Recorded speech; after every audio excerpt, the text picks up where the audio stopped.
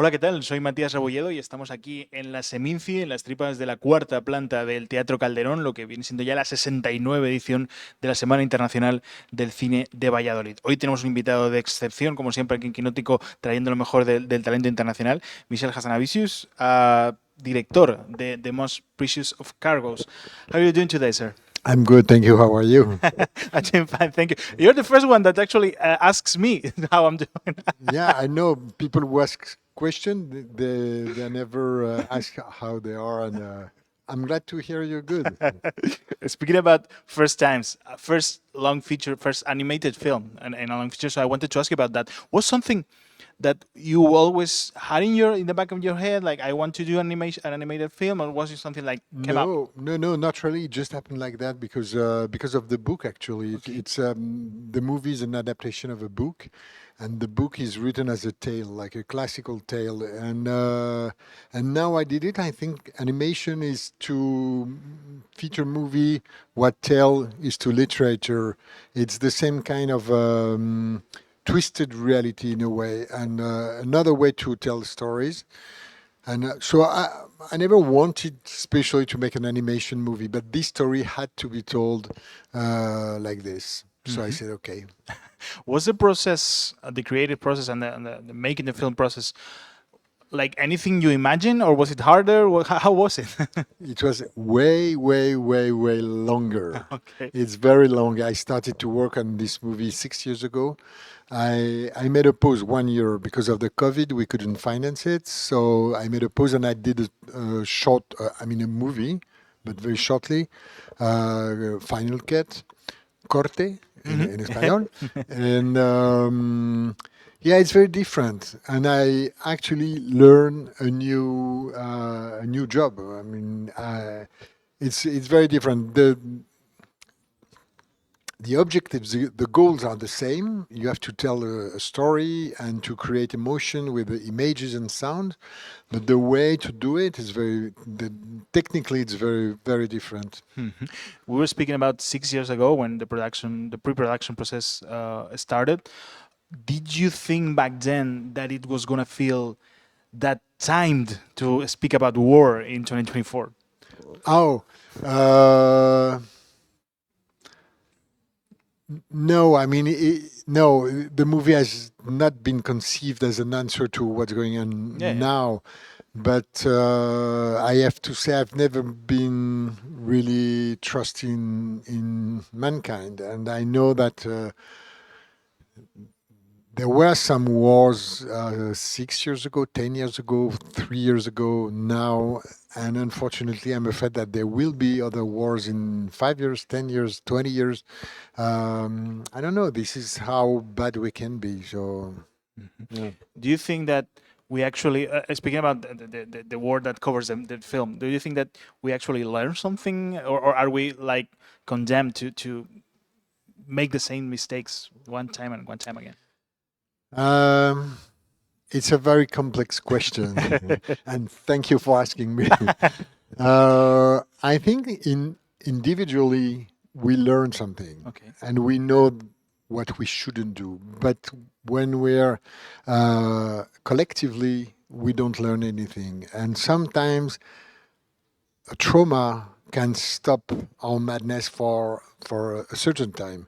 But at one point we forget, and we don't realize what's war anymore. And I think people, the previous generation, they would remember what war is and how awful it can be and how it can destroy lives and society and families and people. And but now people think that peace is just it's part of the world. I mean here in Spain, in France, in Italy, and they don't realize that war can happen. So I'm afraid we don't really learn for real. We just have trauma that can stop us for a certain time. So go back to the film. Alexandre Desplat with the music, Denis Podalides, Jean-Luc Tintignan. Was it hard to come up with this all-star? Oh no. It's like you know, when you have Messi in your team, it's easier. It's easier to win. Believe me. No, it's not hard. And usually, people with great talent, usually they're very humble, very simple to work with, and because if you ask them something, if you ask them to change something, I mean, they know they're good. So they don't think that you don't like them, that you don't like their work, and they trust themselves. So it's very easy to work with them. Mm-hmm.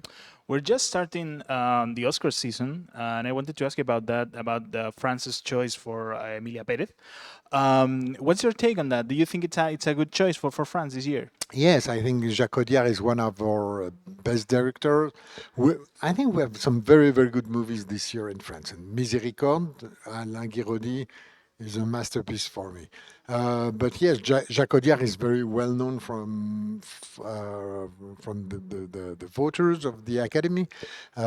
He did a great job with Emilia Perez. So yes, I think he has his. There's a chance for him to do something. Well, he's a favorite right now. We're all behind him. Yeah. Well, Audiard's been. It's been around since forever. He knows the deal approximately in the Oscars. But I wanted to ask you, what would you say to those filmmakers that are dreaming right now with getting the nomination after what you passed through with the artist? I mean, if you're American, I think it's normal to dream about an Oscar nomination because it's your country, it's your language. For me, I have to say, I never dreamed about this because it's not my. I mean, it's not my field. I can dream. I don't really dream of that because it's not the most important thing. But I could dream of a Caesar. Because it's our field, it's our league. If you play in the French championship, football championship, you don't dream of the Liga. You don't want to win anything in the Liga. So it's the same. I don't know, sometimes dreams can be very helpful, and sometimes you can be disappointed depending on your dream and who you are. And but it's I mean, everyone does the way he wants. There's no rules. Mm-hmm. But kind of a follow-up. Do we look too much to America? Do we look too much on the United States in this kind of matters? Maybe a little bit. No, I mean, maybe we. I mean, for sure they do great movies, but we in Europe we have some great directors, we have some great actors, and we do some great movies. And sometimes we don't realize that our movies, our production are really, really wonderful. So yeah, I mean they are very good. They are very good for selling their movies all over the world, and it's good. I mean, I love American movies, but still, we should love also our own production. Mm-hmm. The very last one I wanted to ask you, after this long process, what's next for you and where are you working right now? Now I'm working on a book, actually, a very different You're trying media. new things. Yeah, no, but it's a joke. Each time I open a movie in France, they say, "Oh, it's always different. It's now it's an animation. It was a silent movie, comedy, war movie, whatever, and now the next is a book." So, and it's a book about Ukrainian defenders. For some reason, I could go in Ukraine, and I went on the Ukrainian front line, and I met some extraordinary people, defenders, and so it's like a gallery of portraits written and drawn, and it will be released in France in February. Mm-hmm. Well, sir, thank you so much for your time. Thank you. Let's hope the best for the film. Nosotros seguimos aquí en el set de Kinótico en el Teatro Calderón, ya sabéis, para todo lo que tiene que ver con la Seminci, kinótico.es, la primera con K, la segunda con C.